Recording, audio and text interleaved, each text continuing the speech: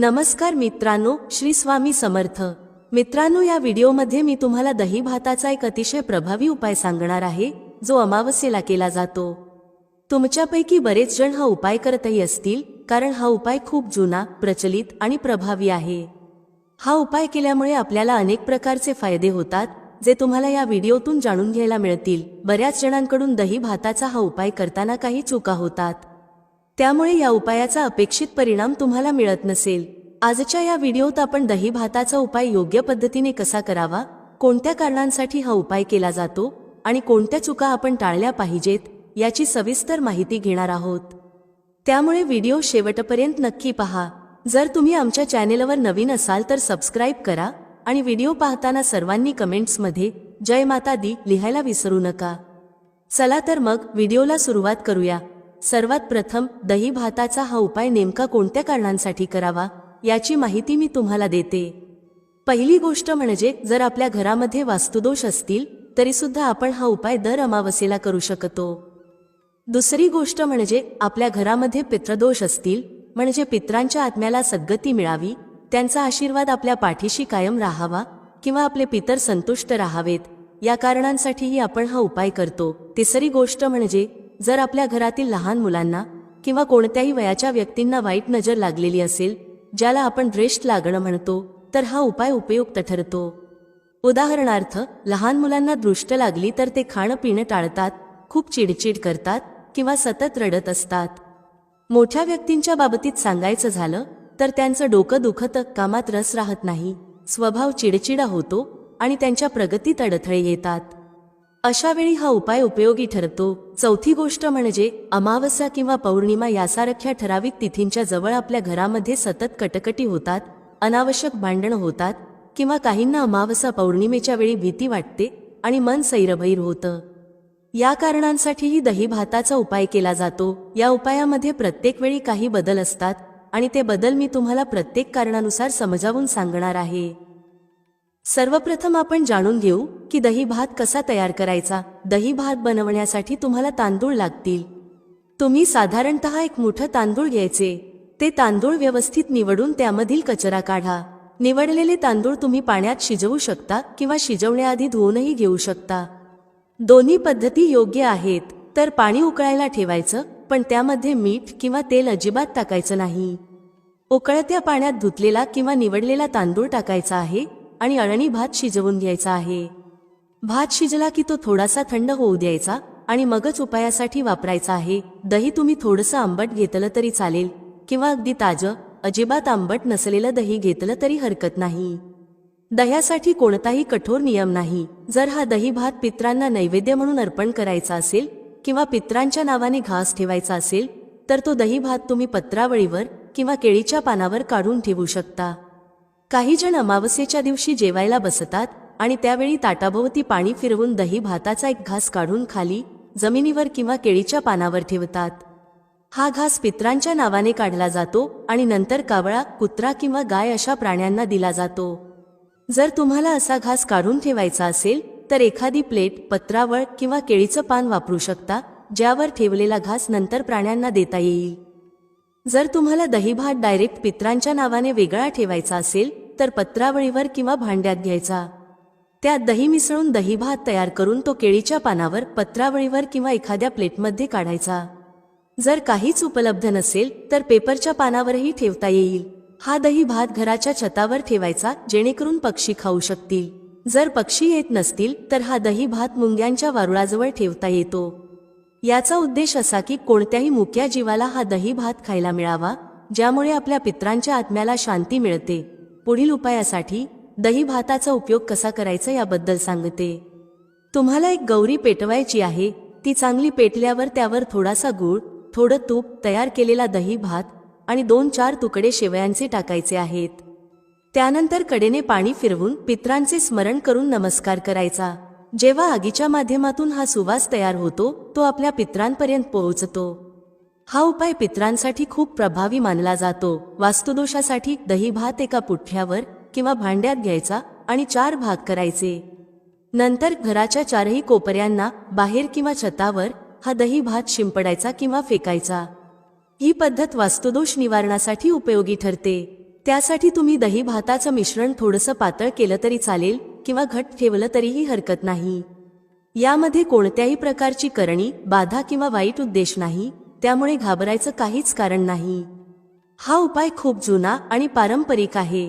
तुमच्या घरातील वडीलधारे आजी आजोबा किंवा ज्येष्ठ मंडळी देखील तुम्हाला सांगू शकतात की त्यांच्या काळातही हा उपाय केला जात असे.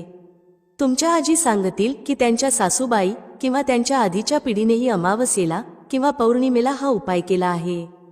त्यामुळे हा उपाय योग्य पद्धतीने केल्यास घाबरण्याचं काही कारण नाही. भात बनवताना मीठ टाकायचं नाही, हे मी आधीच स्पष्ट केलं आहे. जर तुम्ही वास्तुदोषासाठी हा उपाय करत असाल तर घराच्या चारही कोपऱ्यांना दही भात शिंपडा किंवा फेकून या. घरात आल्यानंतर तुमचे हातपाय स्वच्छ धुवा आणि नंतर घरातील देव्हाऱ्यात जाऊन देवी देवतांचं दर्शन घ्या. त्यांच्यासमोर प्रार्थना करा की घरातील अडचणी मिटाव्यात. त्यानंतर तुम्ही तुमच्या कामाला लागू शकता. वास्तुदोषासाठी हा उपाय तुम्ही दिवसभरात कधीही करू शकता. मात्र जर तुम्हाला चांगली वेळ हवी असेल तर दिवा लावण्याच्या वेळेस म्हणजे संध्याकाळच्या 3 सांजेच्या वेळी हा उपाय करणं अधिक परिणामकारक ठरतं. आतापर्यंत मी तुम्हाला पितृदोष आणि वास्तुदोषासाठी दही भाताचा उपाय कसा करायचा ते सांगितलं. आता मी तुम्हाला दृष्ट लागलेल्या व्यक्तींसाठी हा उपाय कसा करायचा ते सांगते. जर तुमच्या घरातील लहान मुलांना किंवा मोठ्या व्यक्तींना वाईट नजर लागली असेल, ज्यामुळे त्यांचं वागणं बोलणं बदललं असेल, तर हा उपाय उपयोगी ठरतो. लहान मुलं जेवत नसतील, खूप चिडचिड करत असतील, सतत रडत असतील तर त्यांचं वागणं पूर्ववत व्हावं, त्यांची रडारड कमी व्हावी आणि वाईट नजर दूर जावी, यासाठी हा उपाय करावा. मोठ्या व्यक्तींच्या बाबतीत जर त्यांच्या प्रगतीमध्ये अडथळे येत असतील तरही हा उपाय उपयोगी ठरतो.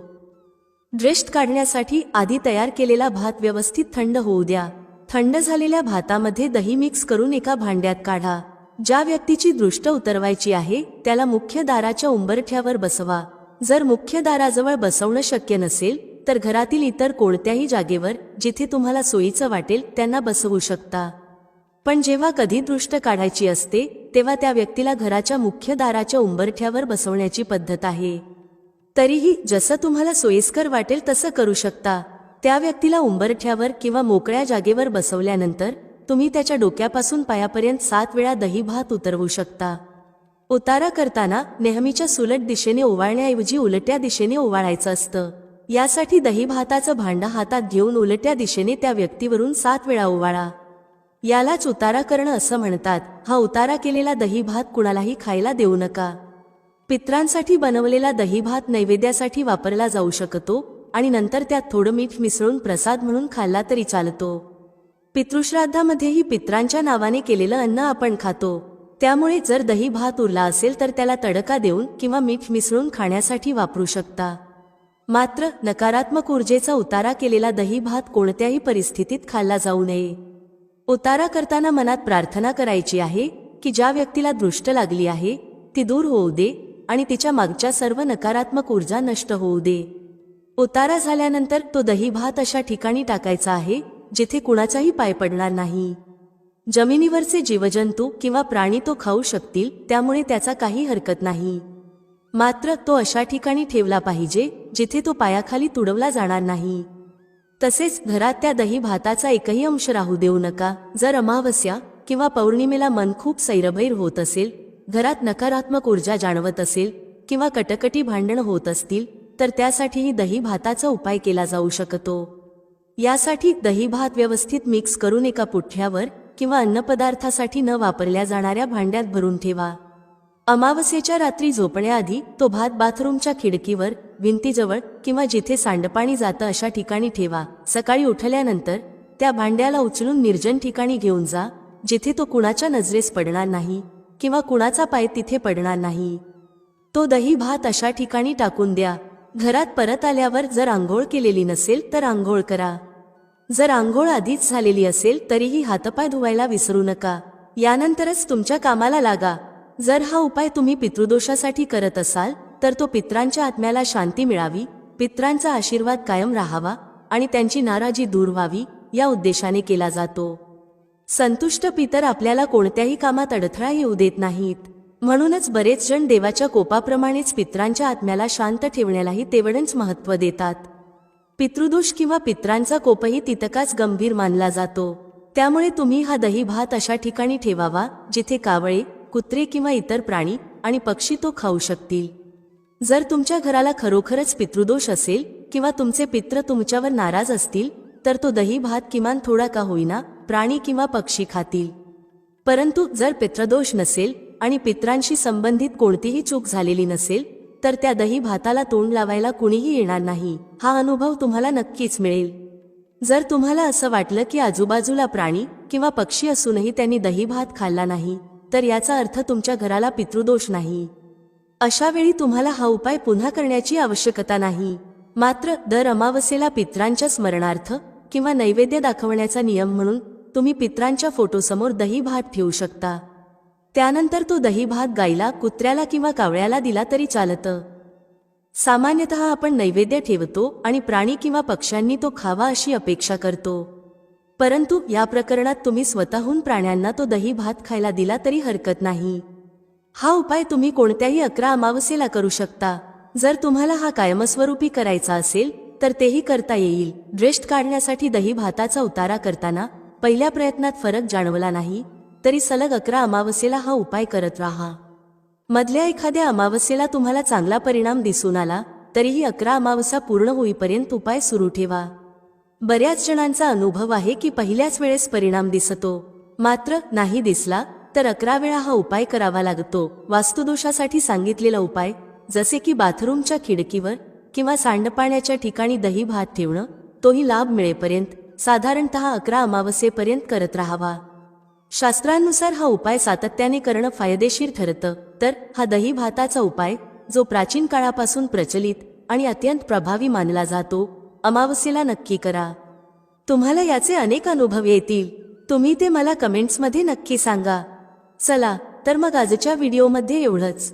हा व्हिडिओ तुम्हाला आवडला असेल, उपयुक्त वाटला असेल तर व्हिडिओला लाईक करा, जास्तीत जास्त शेअर करा आणि असेच माहितीपूर्ण व्हिडिओ पाहण्यासाठी आपल्या चॅनेलला सबस्क्राईब करा. धन्यवाद. श्री स्वामी समर्थ. जय श्री राम, जय श्री हनुमान, जय श्री कृष्ण, जय माता लक्ष्मी.